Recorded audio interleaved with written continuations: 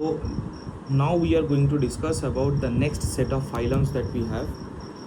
Among them, since we have discussed the previous ones already till the phylum Annelida, now we are going to discuss about the next phylum, that is Arthropoda.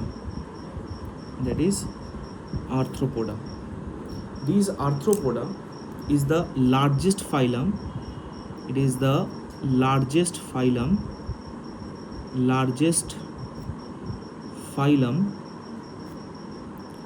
of the animal kingdom. Nearly about two-third of the known animals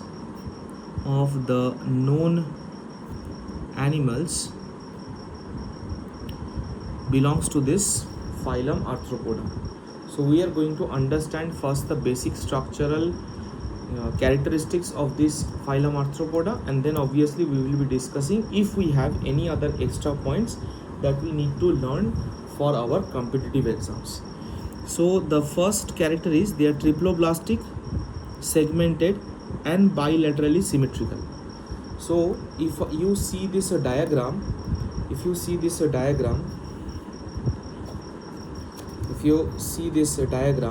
then you will see that they are bilaterally symmetrical. That means if you divide the organism into two equal halves, then one half is exactly the mirror image of the other one. They are what? They are segmented and they are triploblastic in nature. They have organ system level of organization. Their body can be divided into head, thorax and abdomen.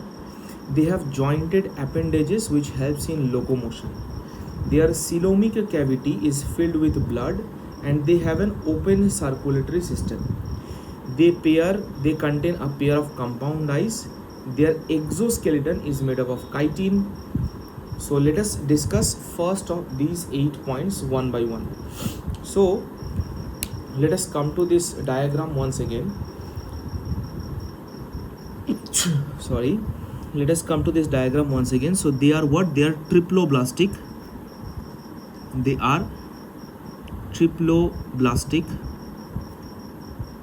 Okay. They are segmented.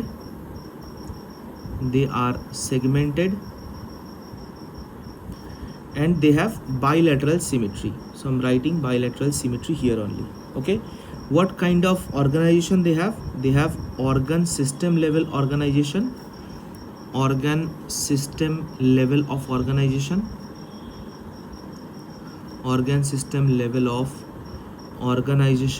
Okay, and they have jointed appendages. That means the legs that they have, if you see this diagram of locust, you can see it very carefully. They have what kind of appendages? They have jointed legs, which are also referred to as appendages. Legs का अच्छा term जो है वो क्या है? appendages. So they have jointed appendages. Okay, their coelomic cavity, so obviously they are coelomate organisms.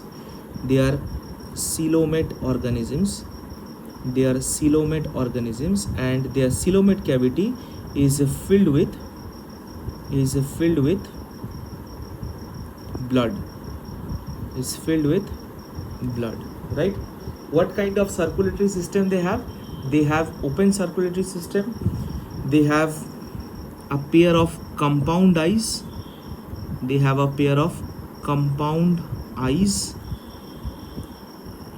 Right? And their body can be differentiated into 3 parts. That is, this portion is called head, then comes the thorax portion, and then comes the abdomen. So this is your head, this is your thorax, and this portion is obviously the abdomen. Okay? Their exoskeleton, so the skeleton is present outside their body. So the exoskeleton is made up of a structure called chitin. We have discussed about this chitin in the fungus. Their body cell wall was also made up of chitin. Terrestrial arthropods, the one which are terrestrial in nature, they excrete through Malpighian tubules, and the aquatic ones excrete through green gland or coaxial glands. So the insects or the arthropods that are found in the terrestrial environment, they excrete through Malpighian tubules, and the one which stays in aquatic environment, they excrete through these green glands. They are unisexual. Fertilization is either external or internal. They have a well developed digestive system with a proper mouth and anus, with proper mouth and anus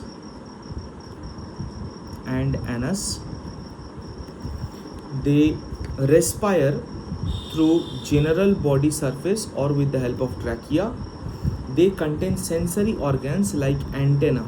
All these organisms, you can see an antenna in front of it. You can see antenna.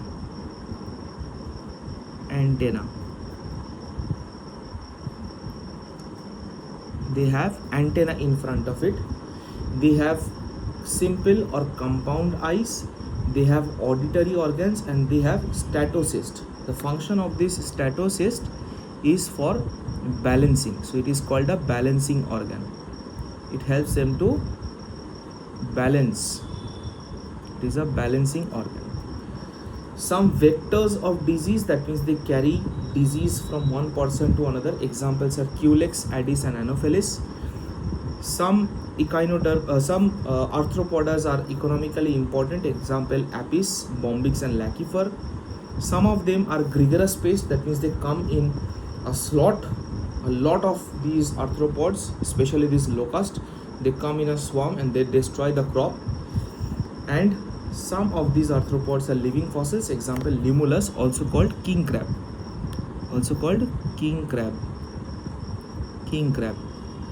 Limulus जो है वो king crab है. Locust जो है, locust के साथ आपको क्या पढ़ना पड़ेगा? Locust attack,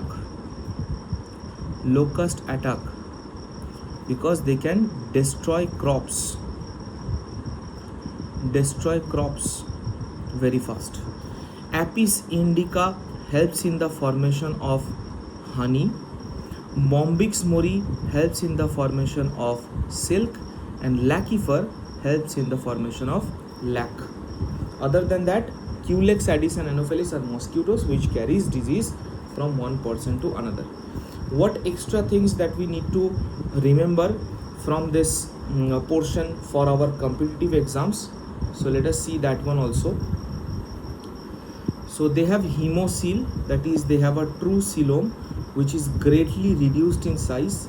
The primary body cavity is open, filled with blood, called hemocoel. I told you in the beginning only, in this particular point number 5, that they have coelomate cavity.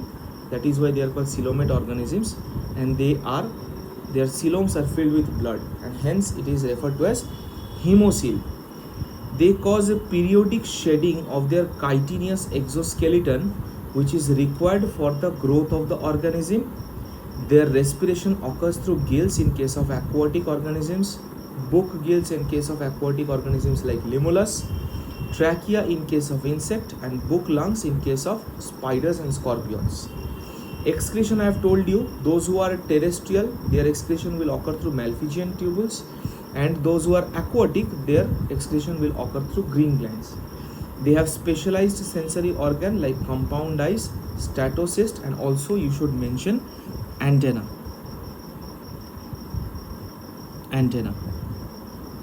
Okay, examples are given and their corresponding diagrams are here. For example, the first diagram, as you can see here, is the diagram of Apis indica, which helps in the formation of honey. This is Anopheles mosquito,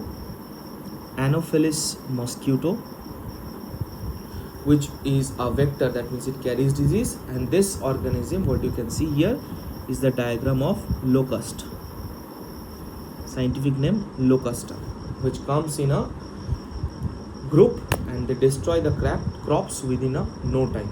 Now let us move to the next phylum. Next phylum is phylum Mollusca. The greatest or the largest phylum of animal kingdom is our Arthropoda, and Mollusca is the second largest phylum.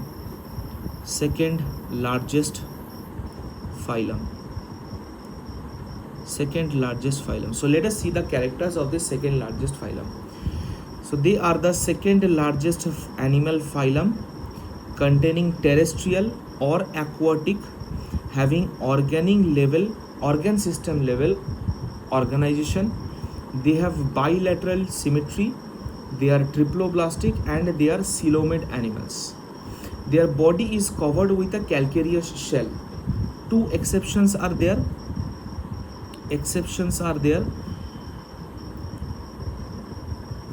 Exceptions are octopus, squid. These are the organisms that doesn't contain any kind of calcareous shell on them. Their body is unsegmented. Their body do not contain any segmentation, but still we can distinctly see their head, their muscular foot, and their visceral hump. Now this point number 4 is very important. That is, a spongy and soft layer of skin forms the mantle over the visceral hump. The space between the hump and the mantle is called mantle cavity, which contains feather-like gills, which has respiratory and excretory function. So let me draw the diagram here and let me make you understand. So if you see,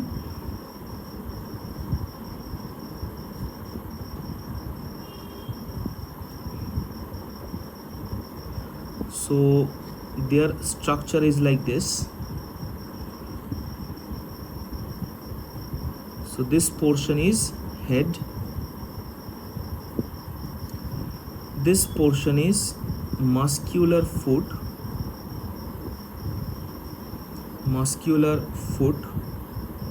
and then they have this visceral hump.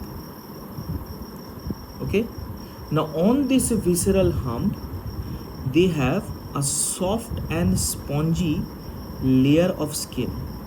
This is just a representation diagram. Okay, they have a soft and spongy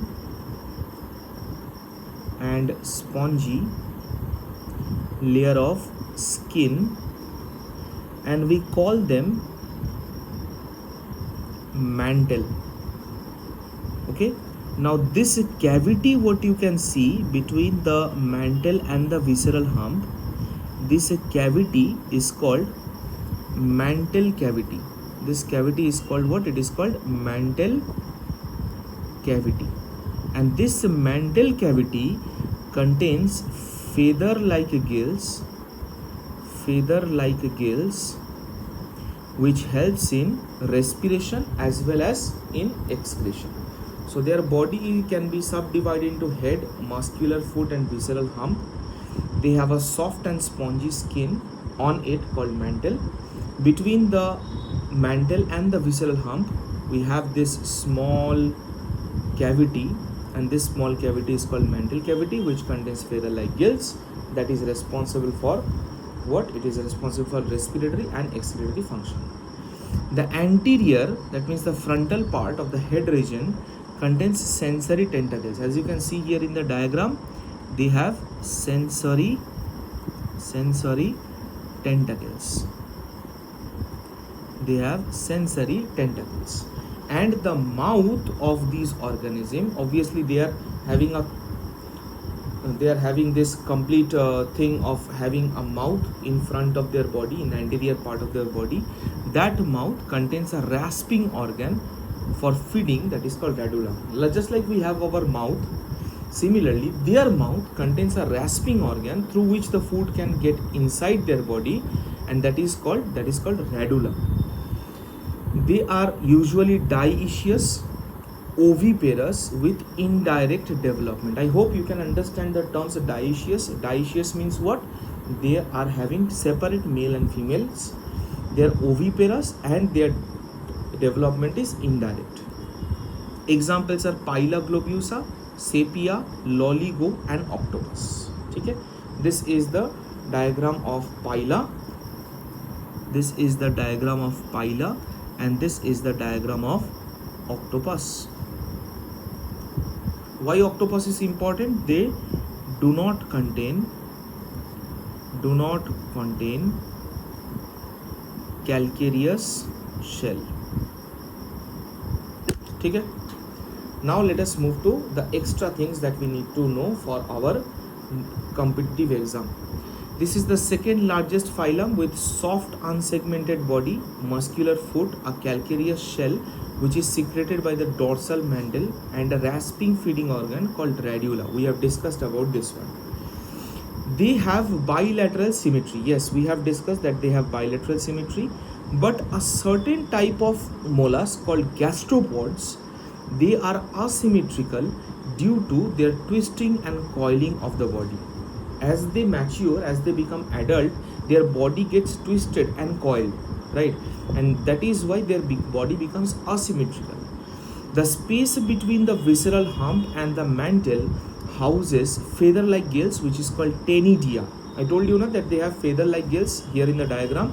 Now the name of them is what? It is ctenidia. Ctenidia, which is used for respiration and excretion. Excretion is carried out by specialized tubular structures called metanephridia. Sensory organ like osphradium is present. Other sensory organs are obviously there, but this is a special one because osphradium is what? It is a chemoreceptor. That means it can identify chemical nature or chemical condition of the surrounding. And why it is present? It is a chemoreceptor that is used to test the purity of water. Okay, so they can test the purity of water. If the water is pure, then they will survive in it. If there is some kind of harmful substance, then they will obviously come out of it as soon as possible. So this was about the phylum Mollusca. Now let us move to the next phylum, that is Echinodermata. This phylum Echinodermata is a very simple phylum. We have very few things to remember from here. First of all, they have endoskeleton. They have what? They have endoskeleton, and it is made up of calcareous ossicles, hence the name Echinodermata. They have organ system level of organization. Adults are radially symmetrical, but larvae are bilaterally symmetrical, triploblastic and coelomate animals. Their digestive system is complete with a proper mouth and a proper anus. Mouth is present on the ventral side, also the lower side of the body, and anus is present on the upper side of the body. So if you see a echinodermate, on the upper part you will see the anus, and in the lower part you will see their mouth. They have water vascular system. Don't confuse it with the water canal system of porifera. They have water vascular system which helps in locomotion, capture, transport of food and respiration. Excretory system is absent in them. Their sexes are separate. Their reproduction is sexual. Fertilization is usually internal. Development is indirect with a free swimming larva stage. Examples are Asterias rubens, Echinos and Cocomedia. Okay, so these are the characters that you need to remember from this Echinodermata.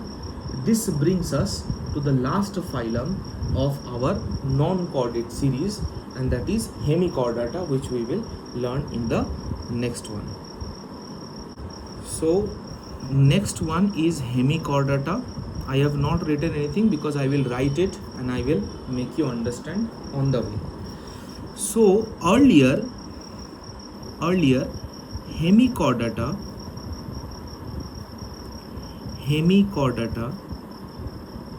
was characterized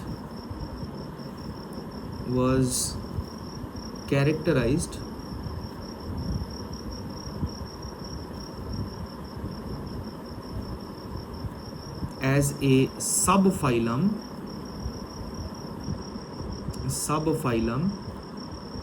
of Chordata.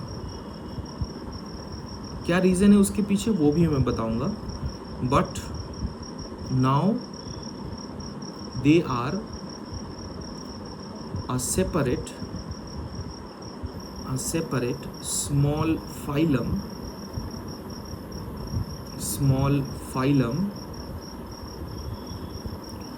of non-chordates.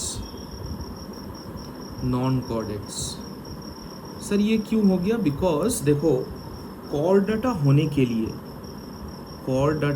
के लिए आपके पास एक structure होना चाहिए जिसका नाम है notochord, ठीक है। एक बार डायग्राम पे आओ, तो यहाँ पर ये जो स्ट्रक्चर है ना, इसको we confused it to be notochord.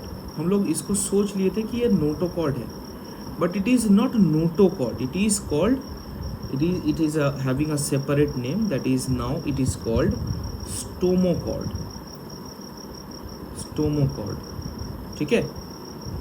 तो चलो अब इसका जो है हम लोग थोड़ा सा कैरेक्टर्स लिख लेते हैं। नंबर 1, प्रेजेंस ऑफ stomochord,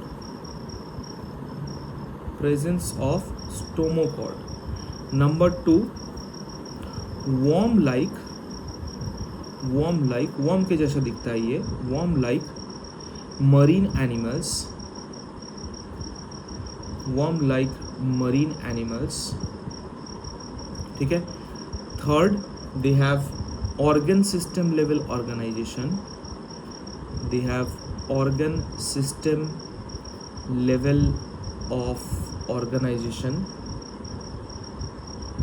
ठीक है।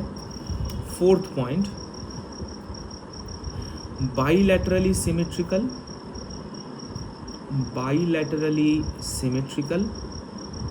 ठीक है। Triploblastic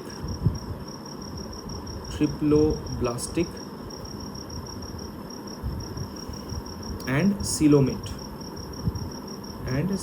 that means they contain a proper coelom. Nice. अब आते हैं इसके बॉडी स्ट्रक्चर में।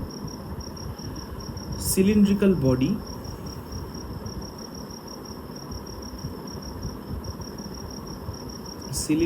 बॉडी जिसमें क्या क्या पार्ट है? एक है आपका प्रोबोसिस,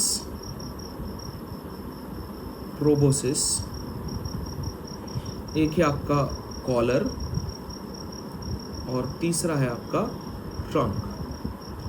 जैसे मैंने ये लिखा, यहाँ पर भी मैं मार्क कर देता हूँ, आपको समझ में आसानी होगा। So this is our proboscis, this is our collar, वो यहाँ से एक्सटेंड होके यहाँ तक पहुँचता है। ये पूरा जो रीजन है दैट इज कॉल्ड कॉलर, और कॉलर में ही जो है अपना स्ट्रोमोकॉर्ड प्रेजेंट होता है, ठीक है।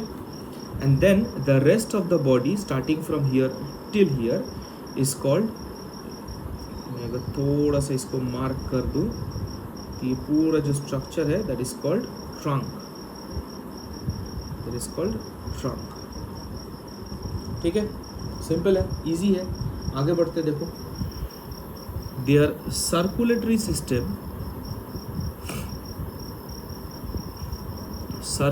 सिस्टम इज ओपन टाइप, ठीक है। नेक्स्ट, रेस्पिरेशन जो है वो कहाँ से होता है? रेस्पिरेशन होता है गिल्स से,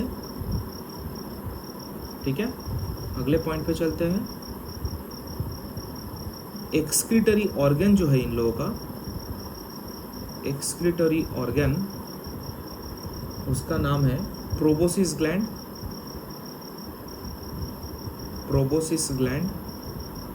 ठीक है। नाइस। 9th point,